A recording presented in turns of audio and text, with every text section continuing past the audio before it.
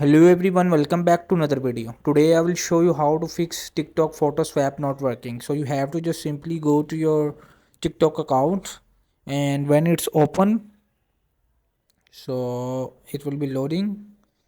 So when it's open, so you have to click to plus button for upload three photos. So I will click to plus button of the center of below. So I will upload the three photos of randomly to example of what you can do. So I will click to the plus button of the below. So I will click to uploads on photo mode.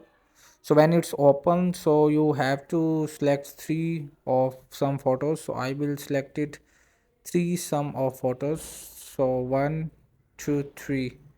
So I will select of three and click to next. So it will be, you see, it has been swiped, so left, right, and it will be working. So if you are not able to swipe up, so you have to just simply go to your profile of three horizontal lines and click to setting and privacy, and you have to scroll down to find free space up. When you find, you have to click to free space up. So there will be, so there is free up space. You have to click free up space and clear the cache. So you have to clear the cache and it will be 0 points. So this is how to fix not swiping photo on TikTok. Hope this video help you. Please don't forget to like and subscribe.